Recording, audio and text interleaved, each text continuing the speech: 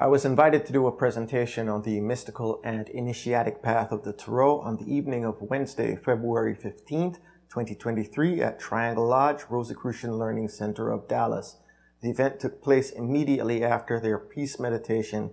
It was free and open to the public. I am very grateful that it was well supported with a room full of attendees who had a sincere interest in this topic. Thanks again to everyone who came out on that Wednesday night for your questions, for your commentaries, for the overall general great vibes, and for supporting the Global Fusion Intuitive Tarot. It was a very special experience for me to interact with you all and to exchange ideas as we discussed the Tarot and its mystical and initiatic applications. This is the first in a two-part series of videos where I give this presentation again on my YouTube channel for those who want to catch it again or for those who were unable to make it to Dallas for the event. These are strictly my opinions and not the views of any organization that I'm affiliated with. If you're brand new to this channel, welcome. I'm Wayne from Rodney Illustrations, creator of the Global Fusion Intuitive Tarot deck, published by US Games Systems. And this is the place where I discuss mysticism and metaphysical topics, as well as showcase my art. Grab your beverage of choice, keep a watchful eye out for the Inquisition, and let's dive in.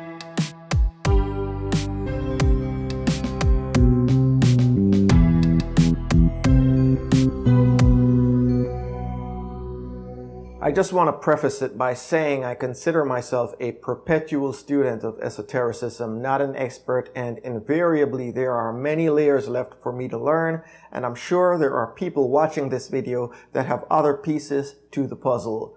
The Tarot is essentially a picture book that is a map to our consciousness and to our social constructs, and learning how to read them can provide a person with a profound understanding of the mysteries. This is because the cards can become a vehicle for self-initiation. This approach to understanding the cards is going to be my primary concern today, with focus on the mystical and practical aspects of working with the cards and how you can use them as a tool for self-improvement.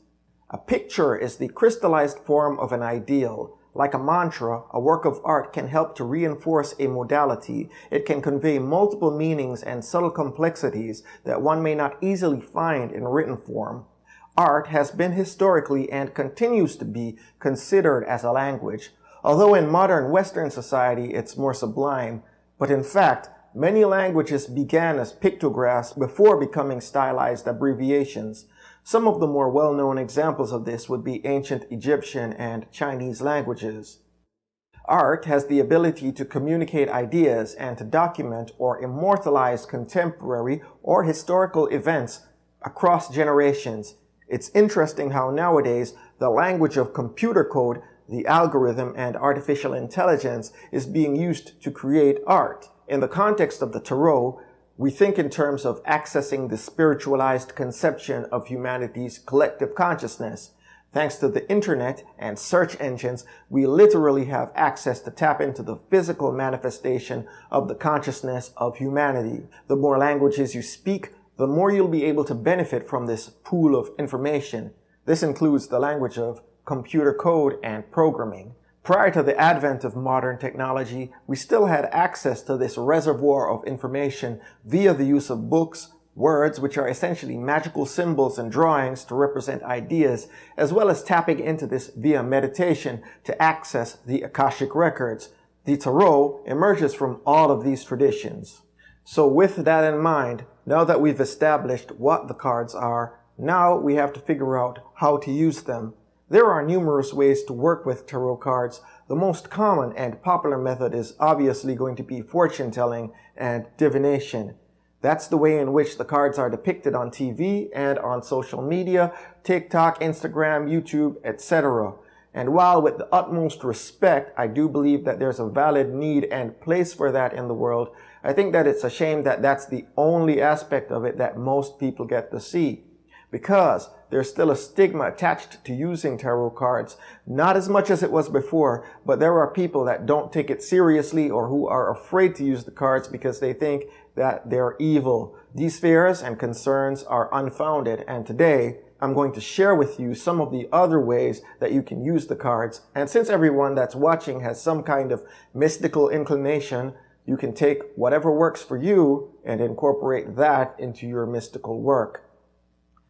As with most spiritual and esoteric practices, none of this is strictly scientific by modern standards of what people call mainstream science, although attitudes are shifting. Whether we're talking about the fortune-telling divination methods or any of the other models that I'm going to share with you, there is no way to rationally verify the results of using the cards to predict anything. However, many of the principles behind these cards have been incorporated into fields such as analytical psychology by Carl Jung, and in turn, these ideas have made their way into the corporate arena and even into educational institutions with things like type indicator profiles. So when people say, oh, I'm an EFTJ or INSP, etc., guess what? These concepts can be traced back to at least the Greek philosophers who gave you the names for the classical elements and their characteristics, like Hippocrates, who associated the elements with the four temperaments: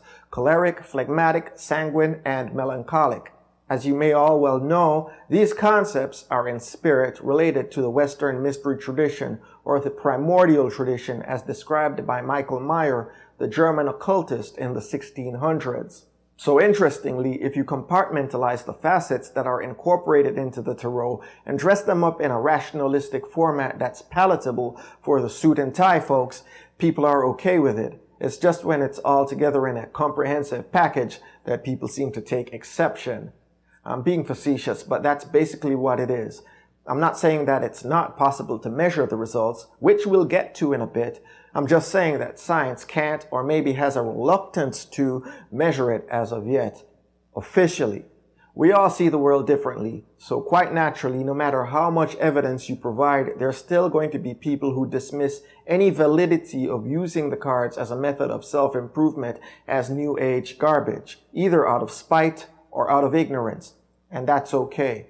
I have a philosophy about life that compels me to believe that there are many paths to the divine, and people can find illumination, inspiration, enlightenment in anything, whether it's transcendental meditation, or whether it's carpentry or accounting or zoning out to music. People have to find what works for them. But since you're here for this presentation, I'm going to presume that you are at least curious about the tarot. And if that's the case, then you'll most likely benefit from the value of using symbolism to tap into your subconscious and access these primordial archetypal energies to know yourself. Yes, knowing yourself, which is the point of this little mystical journey, isn't it? It's the point of life if you're conscious enough to recognize it. So let's get to it then. Outside of using the tarot cards to ascertain what numbers to play on the Powerball or to find out if he or she really loves you, fun fact, they do. Aside from knowing the future, how else can the cards be used? I suggest meditation and contemplation and using it as a map. Let's reframe the narrative a little bit. Instead of thinking in terms of predicting outcomes, think in terms of fusing reasoning and intellectual analysis with intuition and emotion. And I'm going to give you two strategies, one practical, the other mystical. Both have tiny elements of each other. The cards can provide you with insight into mundane things if you engage with them correctly. This is method number one, the practical strategy. And as the name implies, it can be employed in pragmatic ways that don't involve anything inherently mysterious. For this approach, you'd simply be selecting a card that corresponds to a specific topic or archetypal energy that you want to emulate. Like, say for instance, if you are trying to empower yourself and you want to tap into that energy, maybe because you've been tasked with taking care of something, taking charge of something, you could look at the Emperor card and meditate and contemplate on that, scrutinize the symbolism, see what it invokes. Using the same example, you could maybe instead of or in addition to that, pull the Knight of Clubs or Sticks and examine that. You would look at how drive and resolve is depicted there. You have these attributes in yourself, but there's a mirroring effect that takes place when you look at something, especially something powerful, similar to when you are beside someone and they yawn or position themselves in a certain way, and then you model that behavior by yawning also, or crossing your legs, or folding your arms in that same manner, etc. It triggers something inside you to emulate that. Mirroring, for the most part, is done unconsciously, but what we're trying to accomplish is the deliberate engagement of this principle for the purposes of invocation. No chance or randomness involved. This would roughly correspond to a form of sympathetic magic, where a warrior might don the skin of a ferocious animal to evoke a sense of dread and simultaneously invoke those attributes within themselves. Similar to how an actor or actress puts on a costume in drama, studying the lines and mannerisms of the character that they're trying to portray. Christina Ricci, the lady who played Wednesday Addams in the 90s, took on that role as a child and said in one of her interviews that it's difficult to tell where Wednesday ends and where she begins. This is nowhere near that extreme, but the principle behind it is similar. The higher vibration will influence the lower vibration. The archetypal energy exists in its ideal and pure state, and by assuming these qualities, you take on the traits that you're capable of based on the evolutionary phase that you're at in this current life. Somebody that I know was on a business trip recently, and they were seated next to a complete stranger on their flight. Both people were dressed in formal business attire. However, the stranger was on their smartphone playing games, whereas the other individual pulled out their laptop and started to be productive. Not long after that, I'm sure you know where this is going, the stranger quickly put away their distraction and took out their own laptop and started working passionately. This is the mirroring effect that we humans are wired with, and we emulate, not just with other humans, but with anthropomorphic qualities that we resonate with. This is why superheroes, nursery rhymes, fairy tales, and legendary heroes from history, myth, and religion fascinate us. It's also why historical figures tend to become larger than life as time goes by, because the consciousness of humanity transferred them into the realm of the archetypes. I'm going to segue into the second method by having you all participate in a mystical exercise. Okay, to begin, please direct your attention to the depiction of the Magician card being projected. The Magician archetype is the first numbered card from the major arcana, and he represents the embodiment of your creative will.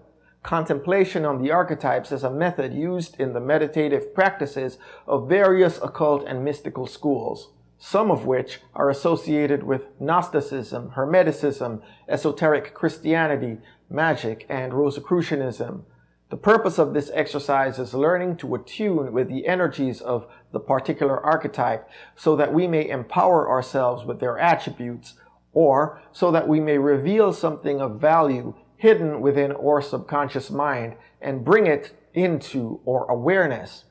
In this exercise, we'll not be actively interacting, but being a passive observer for the most part. So please examine the Magician archetype carefully and with great scrutiny, and to the best of your ability, try to remember all of the things that constitute this image. Now, as you're sitting comfortably, close your eyes and take deep, neutral breaths, inhaling and exhaling through the nose without pausing to hold your breath. While in this position, bring into the forefront of your mind the image of the archetype that you were just contemplating. Now see that image gradually expanding to the point where it now occupies your entire surroundings in all dimensions. The archetype in the image is now alive within that scene, and see yourself integrated into that scene with the ability to see and experience the things around you in full detail. Don't actively imagine events as you wish them to unfold. Instead, be receptive to any messages that your subconscious has to impart. Now may the universe sanctify this contact with universal consciousness. So mote it be. Now express gratitude to the universe for allowing you to make contact with this aspect of universal consciousness and for being able to participate in this experience. Withdraw your awareness from this environment and return to yourselves to the present moment in the same manner in which you began. This concludes part 1. Please feel free to leave a comment in the description box and like, subscribe, and share this video with those who you believe may have an interest in this topic. Links to everything are in the description. See you next time for part 2.